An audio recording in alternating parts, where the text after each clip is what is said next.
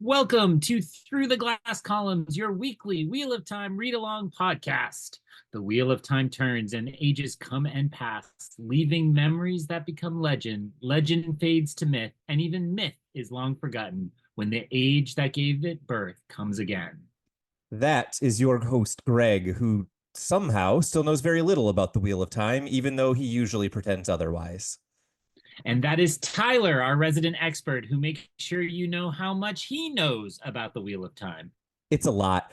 Join us each week as we continue our journey through Robert Jordan's great fantasy epic, exploring the books, the television show, ill-advised discussions of visual media on a non-visual podcast, and so much more. Although actually not, it's just that.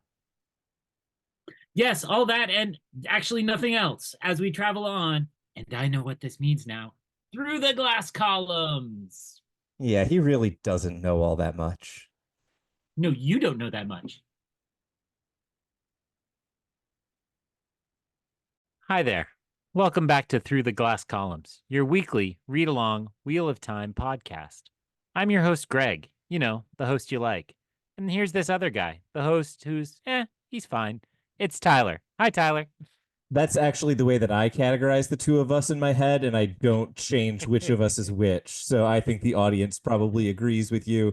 That's right. I am the host that is here to tell you things that I already know, and that's probably very annoying a lot of the time. But these books are awesome, so I'm excited to get to tell you more things. That's right. We are all the way to chapters 3 and 4 of The Fires of Heaven this week. Somehow it's always weird to me when we're in the fourth week of the podcast talking about chapter 3 that feels like we've done something wrong. How did these two early chapters land for you, Greg? Were they setup? Were they reminder? Where would you categorize them? Great opening question. So it is funny because I was noting it's chapters 3 and 4, and we get past the first 100 pages. It's not that these are small. I mean, we're cooking right along, but it was kind of shocking that we've already hit kind of that first mental milestone. I think I was channeling some of your energy from Eye of the World when I hit the second chapter and I was like, oh, more Rand. Yeah. We did get a little reprieve with a little bit of Matt action, but it's like this is a lot of Rand. Yeah, I think that to some degree is the challenge of this book in particular. We'll talk about this more as we go, but if book 4 felt like big and expansive, we felt that momentum really carry through in the prologue in the first chapter of this book. And then I think you're right. We're in our second week, our third straight chapter that is just Rand. They've all been fairly long. It wears a little, although at least Rand is more interesting in this book than he was in The Eye of the World. But when that's what I've got to sell you with, it's maybe not the most exciting of chapters. Any thoughts before we dive into a summary of one of the two? I suspect the summary of chapter 3 is not going to be short. Other thoughts, other thoughts. We hope everybody's enjoying the television episodes, which maybe are now all out as you hear this recording, or maybe there's one more. Yeah, either they're all out or the last one will come out in 2 days. Either way, we hope you've enjoyed them. Yay, we hope you've enjoyed those, and we hope that you share those with friends, family, your favorite group text you're on, whatever, wherever you can help spread the word about your show. And don't forget that those have been dropping on Fridays. If somehow you just check back on Wednesdays looking for these book episodes, remember to go back and find those. All right, please, could you take me into chapter 3, Pale Shadows, Tylor? We begin exactly where last week left off, which you definitely remember because it hasn't been a full week for some of you. Rand channels, suspending Asmodean in the air, saying that Asmodean was warned against channeling in front of anyone except for Rand. He brushes it off and insists that basically anyone who noticed the channeling would take it as signs of Rand's madness as opposed to someone else who can channel in the room. Rand basically thinks that Asmodean Rand is his only option. And so even though he would prefer to go elsewhere for learning the power, he doesn't really have any option except for to keep Asmodean around. And we also learn that Rand is learning things, but he is learning them quite slowly. At this point, he can grasp the power every time he tries, but it seems like many of the kind of tips and tricks that he's picked up don't work all of the time, or he's struggling to process some of them. Asmodean at this point tries to push him on what he is remembering and what he isn't based on last week's slip ups. And Rand admits that he remembers nothing from his previous life. And then he follows up by asking about linking, something that apparently requires women, but allows for them to have multiple channelers essentially acting as one and be more powerful. In particular, we learn that if 13 women link, regardless of their power, they would be able to shield even the most powerful of male channelers. And this is worrisome to Rand because he thinks of all of the times that he's been in a room with 13 or more Aes Sedai and how poorly that could have gone. Rand worries internally about whether or not Egwene and Moraine linked together would be able to overpower him. And then Rand begins to ask Asmodean about the other Forsaken, but he only gets vague hints, most of which that we've heard before, and Rand doesn't seem especially interested in.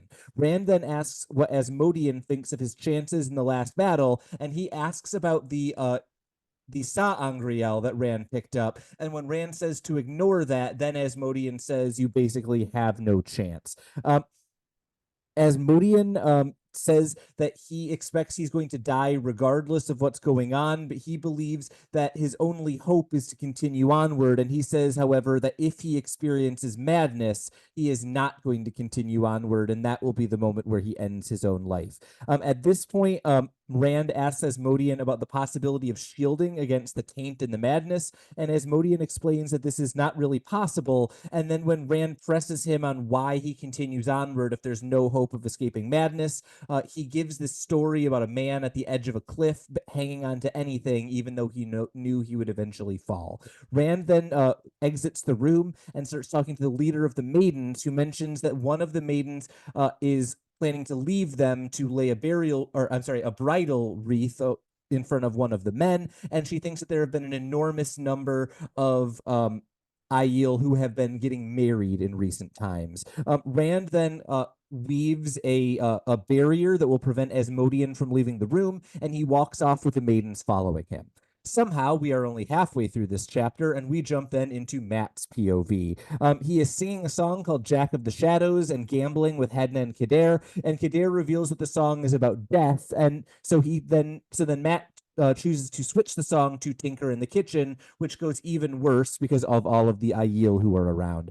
Matt then begins to boast about his ability to throw knives even in the dark because it's getting dark and everyone wants to stop gambling. And eventually he convinces someone to blindfold him and he throws the knife, and despite being completely blinded, he is still able to hit the board or whatever it is he was aiming at. And he says his luck is going as well as it has and thinks to himself, it's the same as the time he rolled 6 sixes 23 times in a row. At this point, he inspects his spear, reading the inscription upon it, and then Matt wonders how much Moraine knows about the Redwood Door and what he experienced through it. At this point, a maiden who introduces herself as Melindra asks if he can do the knife trick every time, and he realizes abruptly that she is a Shido maiden of the spear who has come to serve Rand in spite of the fact that her clan is now diametrically opposed to him. Matt gives her a sapphire necklace, and she says she accepts the offer, which seems to confuse Matt, and he sees Rand and steps away from Melindra momentarily. At this point, we get a little bit of background about the dark friends in the group. Kader apparently had to be beaten in order to stop an enormous amount of theft in the area, and Isendre seems to be completely a captive of some kind. Matt calls for Rand and gets no response, but then he calls for Luz Theron, causing Rand to turn and causes both of them to stand around awkwardly before they resume the conversation. Matt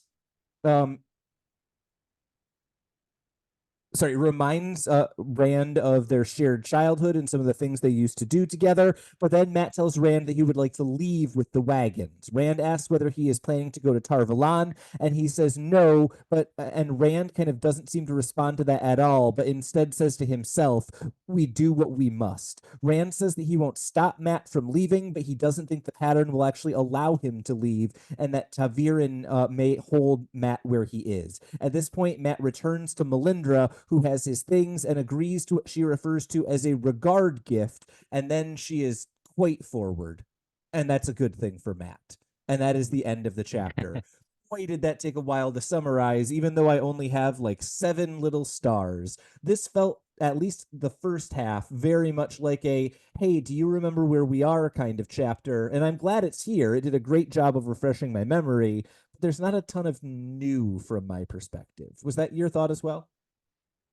Yeah, I think that's largely accurate. I'm sure I needed the reminders even more than you did. You know, something like the spear had kind of slipped my mind, and so getting the added detail about that was a moment that stood out to me. But I then just kind of thought, yeah, we kind of understood where Rand was set up here and like with Asmodean, but we are it is helpful to have the reminder that, you know, the other Forsaken have had a role here and so on. So of the two parts, I probably liked the Matt much more just because it's always fun to be in Matt's head and to kind of play the who's driving Matt game. And there are some kind of tantalizing details on that. Not to dismiss the Rand stuff, because you're right, Rand is more interesting than when we were last so heavily in his head. He's just not doing anything interesting yet in this book. Yeah, I think that's exactly right. And so, to some degree, I agree with you. Rand is the most boring character in this Rand chapter. So, I want to open with you for a question about the other major character, Asmodean, right? This is the first time we have Mm. seen him do anything other than throw a bunch of fire and weaves at Rand.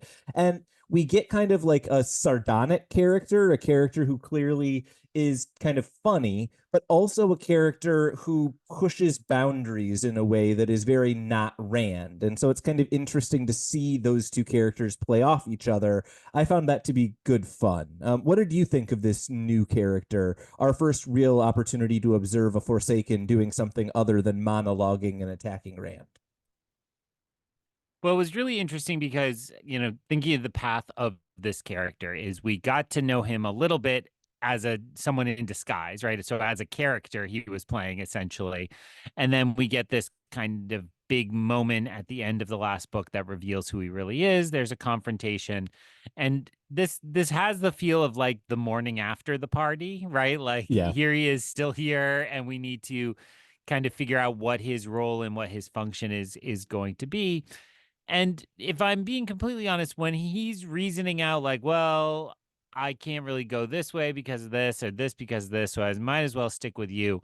I wasn't really that interested in those details. Yeah. I was like, if you're here with the most powerful guy in the world and you feel like you have to, then just start training him. I didn't need that extra exposition. It felt like when an author is so worried about what fans will say, they have to say, Yes. no, A, B, and C are not options. I'm going with D or what have you. It felt like this is what a bunch of Star Wars fans wanted in episode 9. They wanted the Emperor to have like 5 paragraphs of text explaining exactly how he came back instead of just, getting on with it. And I kind of wish Robert Jordan Mm. had just gotten on with it a little bit here.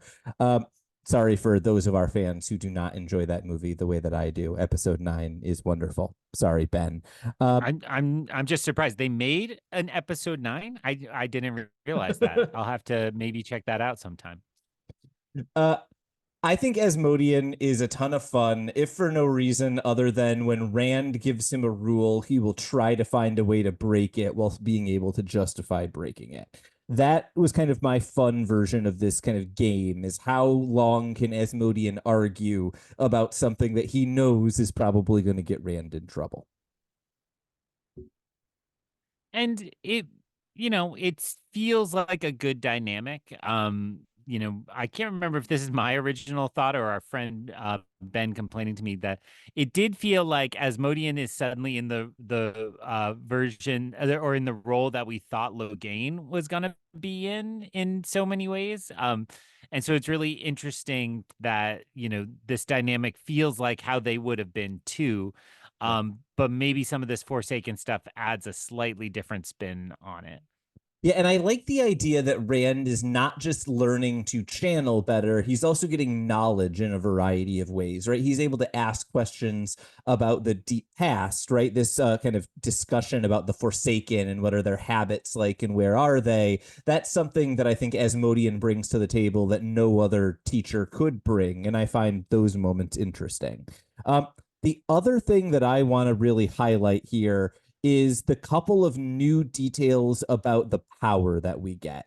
Because we get confirmation of the five types of flows that is earth, water, fire, air, and spirit. We learn that men are stronger in earth and fire, and women tend to be stronger in air and water. We learn that on balance, men tend to be more powerful when channeling than women do. It's described as being roughly the same as the way that men on average are stronger than women, but that doesn't mean there won't be women who are stronger than most men. And finally, we learn that in the balance of men being slightly stronger, men are not able to link and channel unless there is a woman present in the circle. And we also learn that women are limited to 13 channelers in a circle unless a man joins, in which case more than 13 could potentially be linked together. All of those are little details that I don't know how much discussion they need, but together, this is a pretty big expansion of our understanding of magic and how it works in this world. Was there anything in there that stood out or you were interested in? Man, how many pop culture references can I cram in here? Well, I thought about the fifth element because, oops, we have a fifth that we weren't expecting. That would be love, not spirit, but it was kind of a surprise to get to that. And that has been coming in slowly, but I remember my confusion previously. So to hear a character just state it, I was like, this feels retconny to me. Like, was this really that present in the first book? But it kind of faded in on it. So that surprises me still. So the thing that I think Robert Jordan does really, really well is his characters only describe channeling this way after they've learned to channel this way. So the girls start talking about flows in like the middle of the second book after they've been at the White Tower for a while. And this is the first time that Rand has talked about it. And so I don't know how much of it is a retcon versus how much of it is Robert Jordan knew this was the system, but knew his characters wouldn't know the system for a year and a half. So he just waited to introduce it. It could be either, and I'm open to both possibilities. Well, and what's funny is what came to mind is Avatar, The Last Airbender, right? Which Yeah. is so defined by kind of those elemental figures. And as Tyler has been very excited to learn, apparently that's how the other Avatar movies are also going to be arranged because we had water and now they just announced that fire is coming out. So as if it wasn't hard enough to distinguish between those two properties, now they're also sharing an It, element mythology, which is hilarious to me. it's okay. Just ignore the bad Avatar series. There's only one that matters. And I'll give you a hint. It's the one that M. Night Shyamalan tried to get in on and failed. So then we get to the linking thing, and it all felt like a little bit like too mythological. It's like, okay, cool. Like, I think all series have trouble when they really try to expand their lore in this way, and it just feels so arbitrary at first. Yeah. I kind of like the two men can't link unless a woman is present because it feels like all of us toxic men with our bad emotions, where we're like, well, I Yeah. can't talk about my feelings unless there's a lady here to make it okay. But the idea that it will somehow become relevant that there could be 13 that then need a man to add more. I like it feels like they're stating these rules because the rules will come into play, but at the same time, I'm like, it's just all a little too much. But we'll see. I guess I say color me skeptical, but I'm open to it.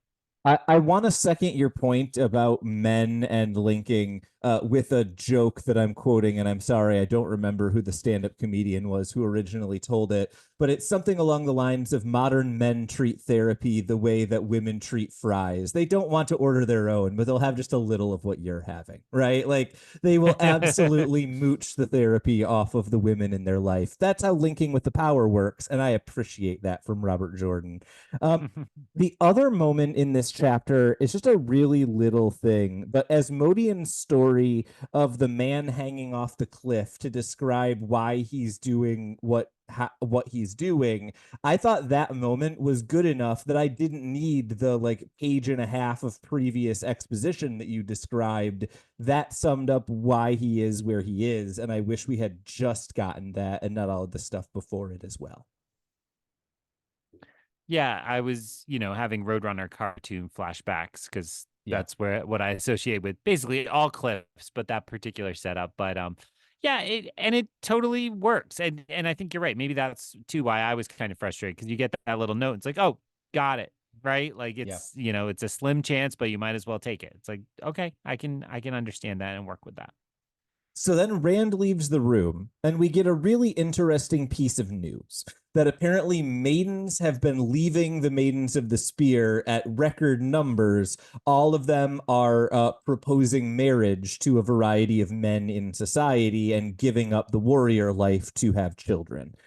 This is interesting to me because the why of it is not entirely clear. This is something that we saw follow Rand around in the third book as part of his Taviran nature, but we also now know that the Aiel are experiencing what they are referring to as the bleakness, where so many of them are giving up weapons because of the secrets Rand revealed. And so it's not clear to me whether this is kind of the like happy, joyful twist of luck that Rand sometimes brings, or whether it's the negative consequences that we're continuing to see ripple out throughout Aiel society. Did you have a thought about whether that was a happy or sad thing to see so many maidens getting married? I put it in the category of there's just chaos everywhere. And so this is the version of that in this society is that this does not happen a lot and suddenly it's happening. Well, and we've heard that, when Rand passes through a town that people get married and crops change and things like that. So it felt very much in line with those previous Yeah. Taviran are Taviraning hard in ways they don't expect kind of gesture. Absolutely. Any last thoughts on the Rand half of this chapter before we dive into Matt? You're taking a big gulp of water, so I'm assuming that's a no. Uh, Nope, nope, I'm good. Matt is singing a song, and it's very rare that I get excited about anyone singing any song, but Jack of the Shadows holds a beautiful place in my heart. And I think this is the first time we are hearing Matt sing it. And then we immediately learn that it is a song about a young man who chases after women and then goes to battle. And Hadnan Kader tells us it is actually a song about death. And that is a really interesting thing for Matt to be idly singing while he is gambling. So I don't know whether the song stood out to you at all or whether there was any other kind of little character moments early on. But this, for me, was a really fun reintroduction to Matt for this book. What did you take of kind of the early character sketch we get of him? It was fun, and it kind of gives this picture that he's just been like gambling and carousing the whole time, and that works, right? Like, it's lovable rogue 101. It's like the guy we all fantasize about being, and then the game of the songs and so on. And it's almost immediately like he's having these gestures where he's saying, like, well, at least I didn't sing it in the old tongue and things like that. And Yeah. it just felt like we should appreciate that Matt is more aware of the fact that he's of two minds and is kind of splitting his presence in this way. Yeah, and there are a couple of really great moments of that throughout this chapter, right? He randomly throws in a proverb in the old tongue. The fact that he's kind of singing Jack of the Shadows, and as you say, I really like that line where he's like, "Oh, I'm glad I wasn't singing it in the old tongue." And then the moment that I think out of anything that really stood out to me is the moment where he is just so confident he knows that it's a lucky day. He's just like, "Screw it, blindfold me." And I feel like that is a step further than he had gone before, right? Before Matt knew he was lucky, but now Matt knows when his luck is in so much that he can take a giant gamble that no human should ever take. And that's for a character who you're absolutely right has been carousing and gambling for a month and a half straight. That's a pretty important step forward character wise for him to have taken in that time. Uh, Yeah, and I'll just stretch that into like his whole section here seems to hint that he is personally ready to take some new directions, which I would take as kind of growth in that regard. Like he's Yeah. changed a little. And yet I think the then response to that is like, but he's not a character who gets to control his own destiny and his own Yeah. direction in some way. So as prepared as he is to set his own path, he's just you know, I think of Matt as careening out of control because of like five different factors. I mean, we talked about getting the reminder about the dagger. We talked about the, Yeah. the deals he made and what's in his head and just being a basic Taviran. It's like, I those are my favorite Donkey Kong levels where you're Mm. on the little cart and you bounce around and suddenly you get to one. There's like eight little tiny pieces of cart. That's Matt. Matt's not I, even going straight in any direction. we have very different opinions about which Donkey Kong levels are enjoyable. I hate the cart levels so much. Oh, no, Uh, no, no. the And that's the end of this podcast. Goodbye. the version of this that I really like is Matt kind of finally making up his mind, yes, I am going to leave, and then immediately looking down at his spear and realizing how he still has so many kind of ties binding him to everything that's come before. What you described earlier is Matt careening out of control, and I think the thing I love about Matt Cawthon is that he is constantly careening out of control, and the only person he can blame is past Matt, and we can all relate to that. But it's a wonderful set of Yeah. circumstances. Uh, that's what I've got for this early section. He is a fascinating character to read and enjoy, but I think we kind of catch up with him and see he's old Matt, but 211, I guess is what I'm Mm, saying. Um, and then we get that's right. a new character introduced, Melindra, this Shido who has chosen to side with Rand because he is with the maidens as opposed to siding with her clan. And she is immediately interested in Matt, and Matt seemingly doesn't know what to do when he's not the one chasing. I just thought that was a really fun dynamic. What do you think about this new character? Yeah, the cliche of the dog that actually catches the car, right? Like Mm. it's almost like that. I guess it doesn't quite apply in that way, but it's like what he has always wanted is just an easy time with women and then is totally befuddled when it is just incredibly easy because she's game essentially. So Yeah. it was a fun little section. I still find myself like when you're like a new character, I'm like, oh, she was new. Like you can convince me that these Aiel are just totally interchangeable. I mean, I'm not gonna state that in a way where I should take credit. The book made it very clear she's Shido, and that Yeah. is interesting, right? And in the kind of build of this world and this conflict that's come. And they do name check see, this is why you are the favorite host because I can't remember the names. The Calthon, Cooladin. Caldon, Couladin, Couladin to remind us that this is an important factor going on here and kind of remind us that that conflict is yet to be resolved. So it felt like almost like they're starting to set up like a Romeo and Juliet star-crossed lovers thing going on here. And it's worth noting, how does that star-crossed lovers begin? It's with Matt just casually giving away a sapphire necklace because if he's been gambling for a month and a half, he's been winning for a month and a half, and he does not mind. We then get, I think, the most interesting moment for Rand in this chapter, even though it's not from Rand's perspective, Matt calling out to him repeatedly and not getting a response until he calls out for Luz Theron and then getting an immediate response. And I think we had talked about Rand's madness quite a bit more last week. It's really interesting to get that reminder here because Rand seems to have forgotten, but everyone else is picking up on it. Yeah, you know, he feels unstuck in identity still, right? And Yeah. so like again, as a first time reader, I'm thinking of moments like this as like, oh, hopefully just Luce Theron's personality takes over and it's some, form of Rand with that idea. But you know, how that looks different than Madness, I'm not entirely sure, right? But Yeah. I find myself rooting for someone to be in control of Rand, just so he's not careening out of control as a much more powerful entity. But it does feel increasingly muddled. Yeah, absolutely. And then Rand's response when Matt says he wants to leave is very interesting to me because Rand had spent a lot of time in the previous chapter thinking that he was becoming too manipulative and was trying to use people too much. And yet, when Matt says, I would like to leave, Rand's response is, go ahead. I just don't think you'll be able to. Right. I think I would have expected Rand to stand up and be like, no, I need you. And that very much isn't the response. Rand is just like, if I need you, the world will conspire to keep you here.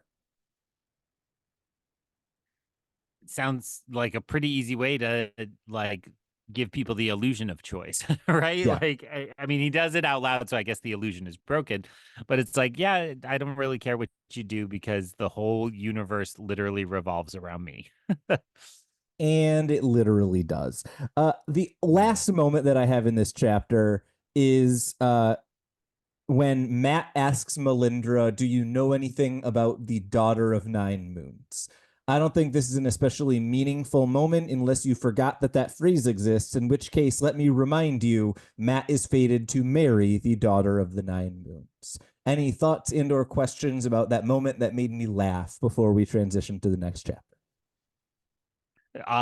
Only to include that he said he's asked a lot of women this question, Yeah. right? Like it's not just like he's not checking on this one because it's a special night for him. It's like, oh, he's been doing a lot of this. I appreciate the idea of someone who just walks up to every woman and is just like, hey, I want to make sure you're not my wife, right? Okay, cool. We can get on with this. Chapter 4, Twilight. Rand leads the maidens past a statue of an Aes Sedai and wonders what she could have been. He approaches what is known as the Roof of the Maidens, observing some maiden hand talk but not being able to decipher it. He ignores some of the people calling out to him and doesn't stop because he thinks if he slows down even a little bit, he will have to pause for a long period of time. He thinks on how the maidens act around him, either like he is their daughter or like he is their brother. But he thinks that he cannot send them away because everyone remembers when he said that the maidens carry his honor and he wouldn't do the dishonor of having someone else guard him. He arrives at his bedroom thinking that he made the last time he was here, it was too cold, but he made a mistake trying to use one of the tricks that Asmodean taught him, and it caused the room to get unbearably hot throughout the night. He also thinks that he originally chose this building for a kind of practical reason, but immediately after he did, the Maidens of the Spear chose it as the Roof of the Maidens, meaning that no one else could use it, but they did allow for Rand to continue using the building and made it clear if he moved his quarters, they would move where the Roof of the Maidens of the Spear is. This explains why Rand has a separate chamber where he meets with Jason Attale and the chiefs. They are not allowed in the area where he lives. At this point, we learn that Rand told Moraine more than he intended in this discussion when they talked in the previous chapter and he revealed his plans for the Aiel. That was apparently something that he did not intend to do, and he thinks that Moraine is very good at manipulating his emotions and getting him off balance when they're talking. At this point, he thinks that Moraine is more dangerous than she realizes because it's much more likely that she will find out about Asmodean if she keeps digging into things like this. At this point, Aviendha enters, and he is seemingly jealous that she is wearing a necklace that he didn't get for her, and he wonders where she got it. And then she tells him that and then he asks where she was for the past 10 days, and he says that he was training, but also reveals that she told the wise ones that she revealed that they were spying on him in Teleron Riode, and Rand seems surprised that she was willing to do this, but she mentions it was necessary for her honor. At this point, Rand realizes that he has probably insulted her honor in some way by asking these questions, and she reassures him that that is not the case. We learn that Rand seems to like Aviendha's company, journey and is particularly taken by the fact that she doesn't treat him any differently because everyone in his life seems to now mostly see him as the dragon or as the Karakarn rather than as a person. He thanks her for bringing his bedding and asks why she wanted to see him. At this point, she starts pacing around the room and tells him that the bracelet was not a regard gift, but neither is the gift that she is about to give him. And she hopes that this gift will balance the debt that she owes him because of that beautiful bracelet that he gave her. And then she gives him an ornate belt buckle that is carved in the shape of a dragon. And Rand realizes that she must have had it made. At this point, she reveals that all of her belongings and her spears were melted down, and she used this to create small items to give away, mostly to her friends, but also to people who she told the wise ones she hated. And Rand realizes that he is one of those people who she hates. He offers to send her away because she clearly doesn't enjoy being with him, but she says she has Toe to watch over him for Elaine, and she insists strongly that he is Elaine's and no one else's. Rand thinks that no, he doesn't really have time for any romance, and there have been no other women in his life. And then he tells her that Elaine doesn't really even want him because of the conflicting letters. And at this point, Isendre arrives, which of course causes all sorts of problems because Aviendha assumes that she is there to try to hook up with Rand. She asks Isendre whether or not she is allowed here, and she admits that she is not. Rand tries to basically talk Aviendha down from any sort of serious punishment, but Aviendha explains that Isendre was caught stealing from the maidens and also has been caught 7 times trying to get into Rand's bedchamber, and Isendre is then sent away and told to report to the maidens for yet another punishment. At this point, Rand starts thinking about Isendre and Hadnan Kader, about the fact that he knows that they are dark friends, but he can't reveal them as dark friends because if he did, it would raise questions about Jason Natale, and that is a secret that he doesn't want Moraine or anyone else to be aware of. At this point, Aviendha blames Rand for encouraging Isendre, and she thinks that there must be something going on for Isendre to continue onward after so much punishment. At this point, Rand shields his dreams and then begins drifting off to sleep, first thinking that it is not time yet for his death, and then having dreams about Elaine, Min, and Aviendha. Yeah, that's right, Greg. It's a romance chapter. What did you think of this one? I mean, I'm not gonna say it came out of left field because I think if you're paying attention, like Avienda has very much moved into the like his girl Friday, we hate each other, we love each other role of for the last book. Yeah. But it did feel like this was a major confirmation of her promotion to that tier. And when you have a figure like Rand has become that's kind of two peoples, it seems natural that they put a love interest on each other's side. I guess I'm thinking of Dune, I'm thinking Yeah. of, fill in the blank, but there's usually a love interest on each side, somebody of each of the two cultures, and he will have to choose as a part of choosing who he wants to be. Dune is What's remarkably good interesting. for this for no reason other than both of them have princesses from the supposedly more civilized culture. Oh, nice. Yeah. And I was thinking in that formulation, it's Min that becomes the kind of her, like why is she here as Yeah. well, which is really interesting because she doesn't represent a third culture really. Like, if it was a Gwaine, I think there'd be a case that it's the 3 parts of Rand's identity kind Yeah. of fighting it out, or Lanfear, and it would be, you can make a case. But I don't think I can put Min into that kind of bucket. So it feels to me like even though Min is in the mix, it's almost, we just got through the Olympics. Maybe, who knows when we're recording, and you think of that where there's like 2 people really racing it out, and then you're like, oh yeah, and that person way back there also gets a medal because they're in third, right? Yeah. And so I think it's starting to feel a little like a 2-horse race to me. Sorry to Olympians that I accidentally make sound like horses, except for those that are horses. For the record, the horses should get the Olympics in equestrian. The fact that the humans get the medals is absolutely insane. Uh, I do want to bring us back slightly from that tangent.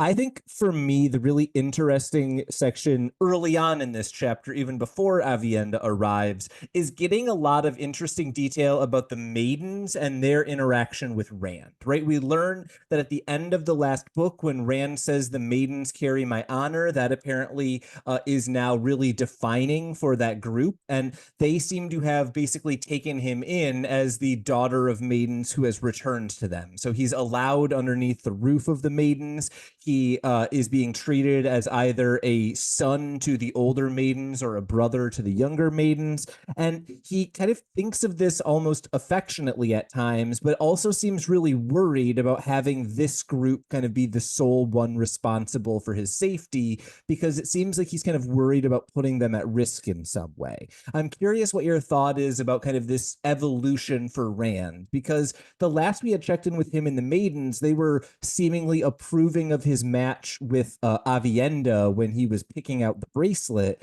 but we hadn't gotten any hints about this kind of admission of him into their order almost in a way that I think is very interesting.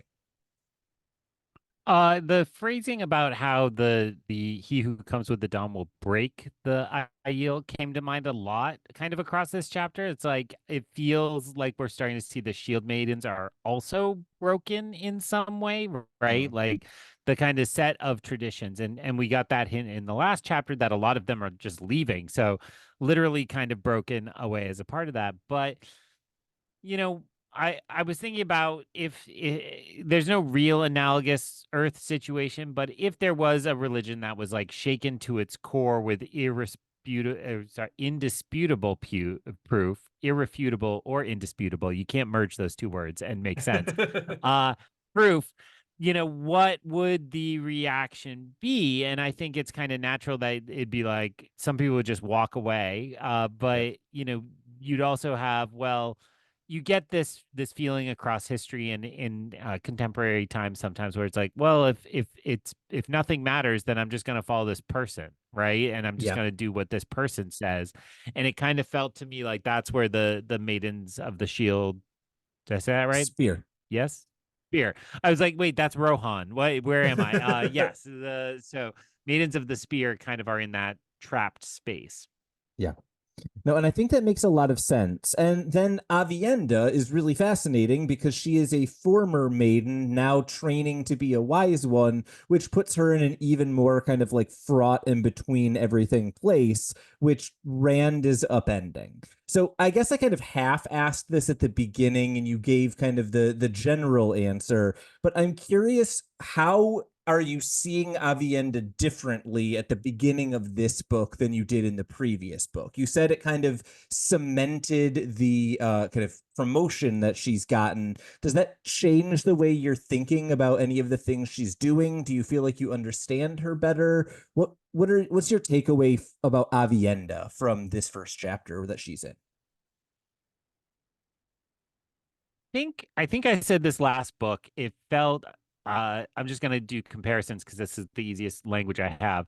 It felt a lot like Ygritte and Jon Snow, like Yeah. a relationship, like I'm your reluctant helper guide. And across literature and movies, that often turns romantic in some way. Yeah. But in this turn, it's almost like, all right, we've decided to make this character a series regular, which means she can't just be this one note kind of, oh, this guy, but has to have a little depth if she's going to be a believable character. So I think I'm approaching her from they're trying to deepen her history and her personality, and I'm hoping that that is successful. I love me some Avienda. I think it's successful. You can make your own decision once we get there. Uh, I really liked this scene where Avienda is giving this gift to Rand, both because I found the detail of someone becoming a wise one, melting down their previous possessions, and then giving them both to friends and enemies felt like a really kind of wonderful and rich cultural tradition. but then also what that says about her that she gives Rand a dragon belt, and she's trying to do this to balance out the debt of the gift that he gave her. I think this tells us a lot about Avienda and how she's thinking about Rand. She's trying to give him something kind of impressive that's about his position. I don't have a deep analysis, but I feel like this is the moment that tells us the most about how she is thinking about him of all of the things we get in this chapter. Well, and I'm gonna undo some of what I said a minute ago, because what is good podcasting except contradicting yourself roughly every 5 minutes? That's what Joe But like, Rogan's taught if she us. has lost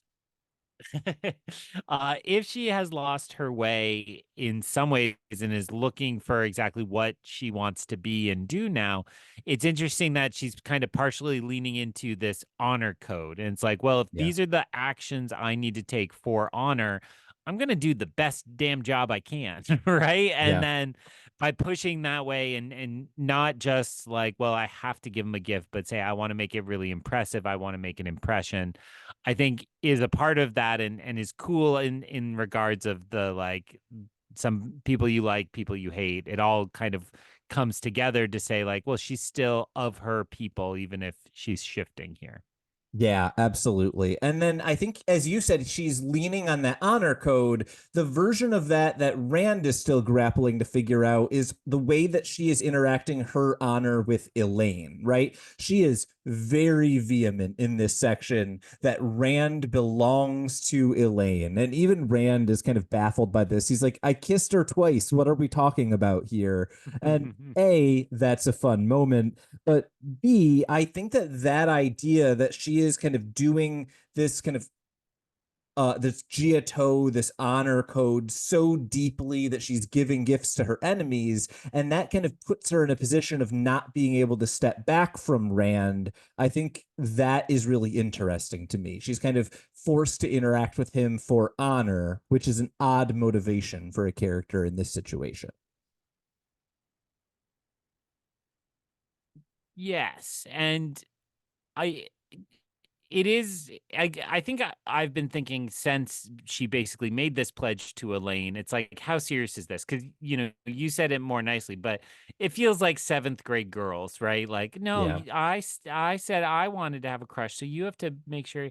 And I do think it's interesting that that is such a strong statement from hers, and it's easy for me to kind of dismiss that this is not going to become serious, but you know, it also feels like it the one reason she's not going for it, right? Like she doesn't Yeah. want to allow herself to go for it. So she makes this the reason. And it's like, well, I would really consider what my true feelings are and kind of contemplate this for myself. But since I made that promise, I won't do so. When in reality, she's just trying to avoid the hard truths. Uh, if anyone is interested, I'm going to be starting a ballot measure that I'm calling Through the Glass Referendum to get Greg to do nothing but his seventh grade girl voice the entire time that he does the podcast from here on out. That was incredible. Uh, I thought that exactly what you're describing then gets put to the test the second Isendre walks in the room, right? I think you're exactly right. We feel Avienda kind of pushing against her honor code, trying to figure out how can she justify the way she's behaving? How can she keep spending time around Rand but not have any romantic interest? Blah blah blah. And then Isendre shows up and I think kind of really puts into contrast the contradictions she's making and how she's thinking about things. Rand, of course, is mostly oblivious to that. What was your thought on? I don't really have much to say about Isendre, but Isendre's impact on this conversation, I think, was interesting. Well, and I think by this point in the two chapters, I'm like, all right, this is enough Rand Ideal crap. Like, let's come Yeah. on. And so I don't know that I was perhaps really tuned into those wavelengths you were just noting. But it is interesting to have Essendre here within the mix of these characters. And I guess this is in my head another case of like it'd been so easy to write her out of this, and Yeah. yet they didn't. So I start metagaming much more and being like, okay, Robert Jordan, what are you up to with this more than I necessarily am like, oh, what are they saying in this moment?